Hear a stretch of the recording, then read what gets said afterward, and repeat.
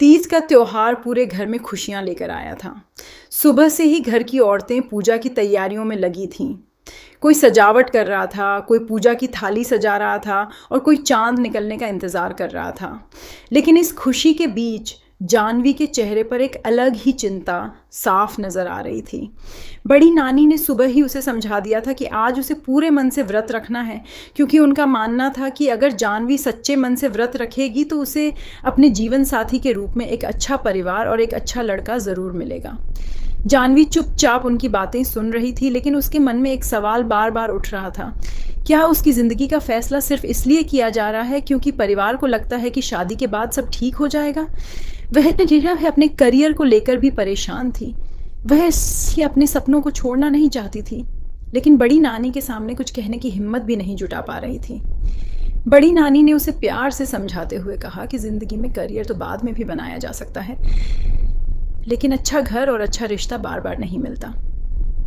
उन्होंने अपनी बेटी जूही और दामाद समर का उदाहरण देते हुए कहा कि देखो, मैंने तुम्हारी माँ का रिश्ता भी करवाया था और आज वह कितनी खुश है। जानवी चुप रही, लेकिन उसके चेहरे पर साफ लिखा था कि वह अभी भी पूरी तरह आश्वस्त नहीं है। तभी बड़ी नानी ने भावुक होकर कहा कि यह रिश्ता बहुत मुश्किलों के बाद तय हुआ है और अब वह किसी भी कीमत पर इसे टूटने नहीं देंगी। उन्होंने जानवी से अपनी कसम तक ले ली कि वह इस रिश्ते से पीछे नहीं हटेगी। जानवी के लिए यह बात किसी दबाव से कम नहीं थी। उसने आखिरकार सिर झुका दिया और कहा कि वह कोशिश करेगी। लेकिन उसे क्या पता था कि इसी रिश्ते के बीच निहाल के मन में भी एक बहुत बड़ा तूफान चल रहा है। उधर निहाल पिछले कई सालों से अपने माता पिता की मौत के पीछे छिपे सच को तलाश रहा था। उसके माता पिता की मौत को 15 साल बीत चुके थे, लेकिन निहाल ने कभी उस हादसे को सामान्य दुर्घटना मानकर स्वीकार नहीं किया। उसे हमेशा लगता था कि उस रात जो हुआ था उसके पीछे कोई बड़ी साजिश थी। वह कई बार पुलिस से मदद मांग चुका था, लेकिन हर बार उसे निराशा ही हाथ लगी। मगर इस बार निहाल ने ठान लिया था कि चाहे जितने साल लग जाएं, अपने माता पिता के बारे में सच जरूर पता लगाएगा। इसी कोशिश में वह अपने वकील के साथ पुलिस स्टेशन पहुंचा। उसके पास कोर्ट की अनुमति थी और वह 15 साल पुरानी केस फाइल देखना चाहता था। पुलिस अधिकारी ने सूरज जी को बुलाकर कहा कि इन्हें फाइल रूम में ले जाओ।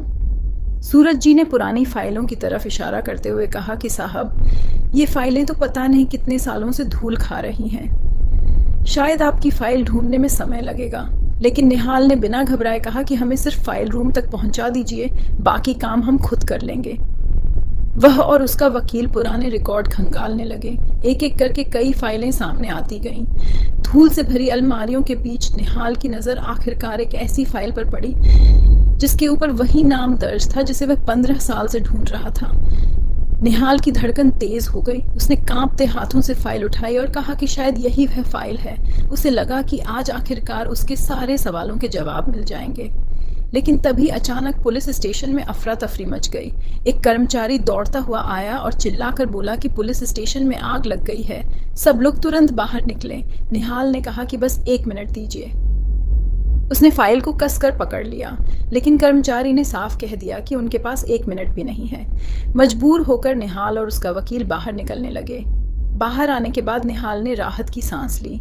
उसने सोचा कि कम से कम फाइल तो उसके पास है, लेकिन जैसे ही उसने उसे खोला, उसके पैरों तले जमीन खिसक गई। फाइल के अंदर ज़रूरी दस्तावेज नहीं थे। वहाँ कुछ पुराने अखबारों की कटिंग और खाली पन्ने थे। निहाल ने गुस्से और हैरानी में कहा कि आखिर ये क्या है? इस फाइल में तो उस परिवार की पूरी जानकारी होनी चाहिए थी। उसके वकील ने भी फाइल को देखकर कहा कि ऐसा लगता है जैसे किसी ने जानबूझकर सारे ज़रूरी कागजात निकाल दिए हैं। निहाल की आंखों में गुस्सा था। उसने कहा कि इतने सालों की मेहनत के बाद हमें यह फाइल मिली और अब इसमें कुछ भी नहीं है। लेकिन उसके वकील ने समझाया कि अगर वे दोबारा अंदर जाकर रिकॉर्ड देखना चाहते हैं तो उन्हें फिर से अनुमति लेनी होगी। निहाल जानता था कि दोबारा अनुमति मिलना आसान नहीं होगा, लेकिन उस वक्त निहाल को बिल्कुल अंदाज़ा नहीं था कि किसी और की नज़र भी उसी फाइल पर थी। पुलिस स्टेशन से कुछ दूरी पर एक रहस्यमयी शख्स फ़ोन पर बात कर रहा था। उसने कहा कि आज तो सबूत मिटा दिया है, लेकिन अगर वह आदमी फिर से कोशिश करेगा तो मुझे अपने बेटे को बचाने के लिए कुछ करना पड़ेगा। उसके शब्दों में डर था। साफ था कि वह शख्स निहाल की तलाश से घबराया हुआ था।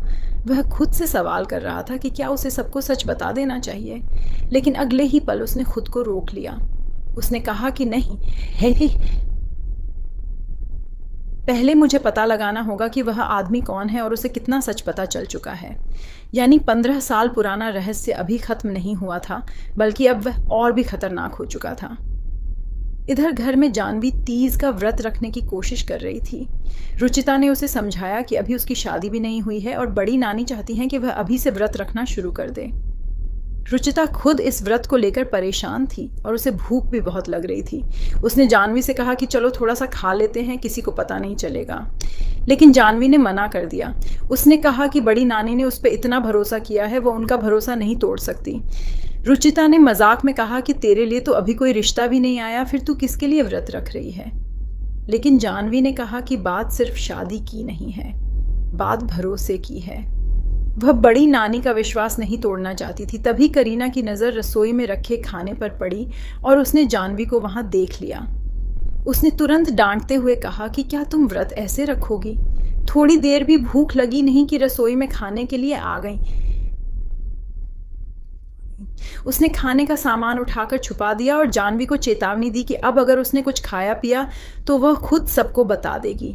जानवी ने मजबूरी में खुद को रोक लिया, लेकिन उसके लिए यह व्रत अब सिर्फ पूजा नहीं बल्कि एक परीक्षा बन चुका था। उधर निहाल ने अपने भाई नकुल से कहा कि उसे किसी शांत रेस्टोरेंट में 2 लोगों के लिए टेबल बुक करनी है। नकुल ने तुरंत मजाक शुरू कर दिया। उसने कहा कि वाह भैया, आखिरकार रोमांस शुरू हो ही गया। निहाल ने मुस्कुराने की कोशिश की, लेकिन उसके चेहरे पर चिंता साफ थी। उसने कहा कि उसे जानवी से बहुत ज़रूरी बात करनी है। नकुल ने सोचा कि शायद भैया अपनी होने वाली पत्नी के साथ डिनर डेट पर जा रहे हैं। कहा है, इसीलिए उसने निहाल के लिए एक शानदार रोमांटिक टेबल बुक कर दी। उसे क्या पता था कि निहाल के मन में रोमांस से ज़्यादा एक ऐसा सच था जिसे बताते हुए शायद उसका और जानवी का रिश्ता हमेशा के लिए बदल सकता था। शाम के करीब निहाल ने जानवी को फ़ोन किया।